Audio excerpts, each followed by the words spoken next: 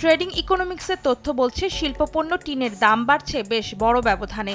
একদিনে প্রতি metric ton $543 বেড়ে সোমবার সকালে বেচাকেনা হয়েছে $32,561। সপ্তাহ ব্যবধানে 4.24% আর মাস ব্যবধানে এই ধাতুর দাম বেড়েছে 1.78%।